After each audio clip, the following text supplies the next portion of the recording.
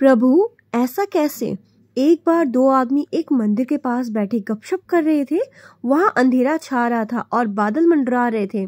थोड़ी देर में वहाँ एक आदमी आया और वो भी उन दोनों के साथ बैठकर गपशप करने लगा। कुछ देर बाद वो आदमी बोला उसे बहुत भूख लग रही है। उन दोनों को भी भूख लगने लगी। पहला आदमी बोला मेरे पास 3 रोटी है। दूसरा बोला मेरे पास 5 रोटी है, हम तीनों मिल बांटकर खा लेते हैं। उसके बाद सवाल आया कि 8 रोटी 3 आदमियों में कैसे बांट पाएंगे। पहले आदमी ने राय दी कि ऐसा करते हैं कि हर रोटी के 3 टुकड़े करते हैं, अर्थात 8 रोटी के 24 टुकड़े हो जाएंगे और हम तीनों में 8-8 टुकड़े बराबर बराबर बट जाएंगे।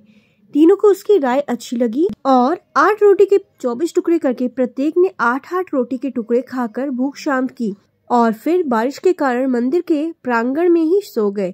सुबह उठने पर तीसरे आदमी ने उनके उपकार के लिए दोनों को धन्यवाद दिया और प्रेम से 8 रोटी के टुकड़े के बदले दोनों को उपहार स्वरूप 8 सोने की गिन्नी देकर अपने घर की ओर चला गया।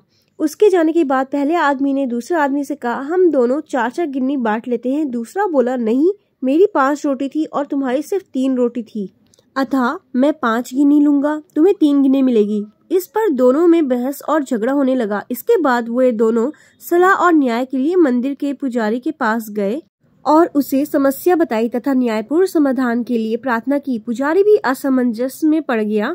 उसने कहा तुम लोग ये 8 गिन्नियां मेरे पास छोड़ जाओ और मुझे सोचने का समय दो, मैं कल सवेरे जवाब दे पाऊंगा। पुजारी को दिल में वैसे तो दूसरे आदमी की 3-5 वाली बात ठीक लग रही थी, पर फिर भी वह गहराई से सोचते सोचते गहरी नींद में सो गया। कुछ देर बाद उसके सपने में भगवान प्रकट हुए तो पुजारी ने सब बातें बताई और न्यायिक मार्गदर्शन के लिए प्रार्थना की और बताया कि मेरे ख्याल से 3-5 बंटवारा ही उचित लगता है।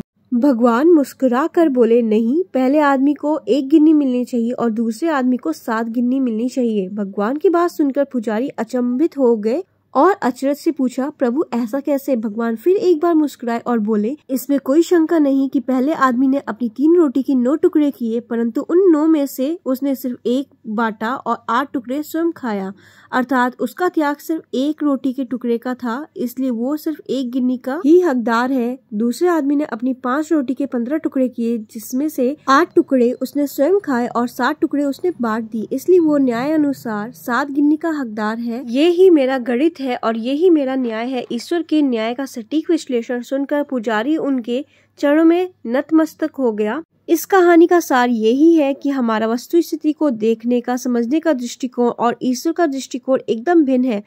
हम अपने त्याग का गुणगान करते हैं, परंतु ईश्वर हमारे त्याग की तुलना हमारे सामर्थ्य एवं भोग तौर कर यथोचित निर्णय करते हैं।